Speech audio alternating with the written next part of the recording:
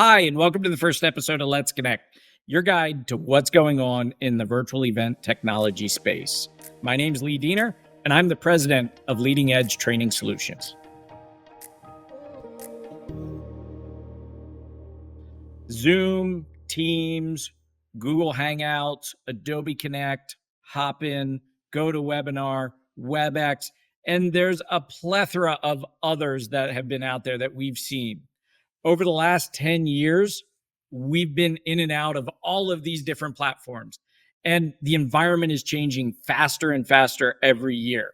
So what we're going to do in Let's Connect is we're going to talk about what all those changes are, what the upgrades are that you just saw coming through, what's new in the space, and what's the news that's going on out there. So sit back, relax, and let's talk a little bit about what's happening in the virtual event space. First up, we're going to talk about Zoom. Zoom had a release on June 17th, and there were a number of different enhancements that came with that release. I want to focus first on Zoom webinars. They have a backstage capability that just came in.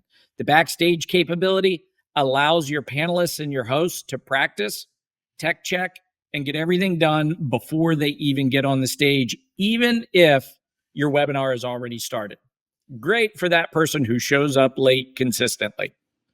In the end, you want to have a producer there who can move people back and forth, but this feature is a great one. And one of the added pieces to it is that when everything's over, everybody can stay in the backstage and debrief. So you can keep all your panelists as well as your hosts there, do your debrief, and then shut everything down, and none of your participants will ever see it.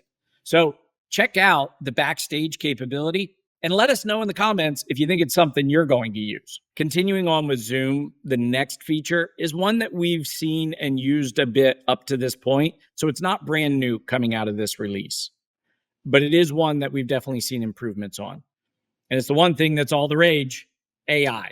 The AI meeting assistant is really easy for you to activate in the bottom console by just looking for the AI meeting assistant. You start it up, and what's great about it is it will provide you a summary at the end of the meeting of topic areas, of notes, and then finally of reminders. Now, I will say that sometimes it doesn't summarize things the best, but Zoom's already thought of this. You can go back into the console and edit the meeting notes before you make it public for everybody. This is a great tool. We're really excited to see where it goes and how Zoom improves on it in the future. And for those of you who are using Zoom frequently, which we know there's a lot of you out there, I bet you noticed back in April where that little icon that you always click on changed from Zoom to Zoom Workplace.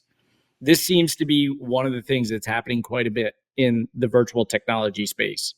Zoom has moved over really to start to look more like Teams and having that instant messaging capability, the file sharing capability. You can run your meetings, you can run your webinars, so it all comes in one place. Not sure if Zoom is trying to look more like Teams or take the place of Slack with a lot of companies out there. But in the end, all of these features are now becoming bundled together into one. And for a lot of places, that's a really good thing. As a matter of fact, one of the things that we saw as well, funny enough, about a month and a half to 2 months later, Webex now has Webex Suite. And they're pulling all of these same features together. So I think this is probably a trend we're going to see with most of our virtual meeting platforms moving forward, is to combine a lot of these elements together. And speaking of Webex, in one of their latest updates, they made huge strides for accessibility. They've added the capability of being able to add in sign language interpreters. So you can add a sign language interpreter on, and for your participants who need sign language interpreters, they have the ability to select the interpreter, and then they're going to show up right up on their main stage so they can see them very easily along with the content that's in front of them. It's great to see that they've made this move and followed a lot of the other platforms to add this feature on as well. Finally, let's talk about Microsoft Teams. There aren't any major releases this month for us to hit on or focus in on, but there is one thing that we think would be good to be aware of. For those of you who are still using the classic Microsoft Teams, be prepared that over the next year, you're going to see a deprecation of the classic Teams and a full move over to the new Teams. Now, some of your organizations, if you're using it from a corporate perspective, have probably already or could have already started to make that move. But just be prepared and start to look into what the differences are so that when it happens, you know where those nuanced little changes are that happen when you make a change. And as for a lot of us, we don't like change a whole lot. So in the end, it's always good to have an idea of what's coming forward to you. And we'll keep you posted in the coming months as that deprecation happens. Now let's talk about some industry news. This one is very near and dear to our heart when it comes right down to it. Bending Spoons has acquired Streamyard Topcourt, which is Streamyard that I'm sure a lot of you know about and probably many of you have used. As a matter of fact, we're recording this on Streamyard right now. So we're really excited to see where the platform goes and how Bending Spoons takes it and moves it forward in the future. And before we wrap up our first Let's Connect, summertime is here. The kids are home from school. Everybody's on the internet. And so we need to be aware of what that internet usage looks like throughout the day, especially when we have large meetings or events that we need to be a part of. So our 3 top tips. First, prioritize your device by adjusting your router settings. Second, use a wired connection whenever possible. I have to say on this one, this isn't just a summer thing.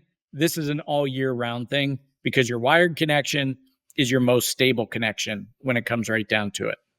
And finally, focus internet usage during business hours to work-related traffic. So everybody else, be it a roommate, your family, whoever it could be, ask them, or I would even say set the standard that uploading TikToks, watching movies, and streaming Minecraft are 3 things that just need to be held off during those business hour times and focused on non-business hours, because they're all going to affect how you're able to present yourself in a meeting. And that's all for today.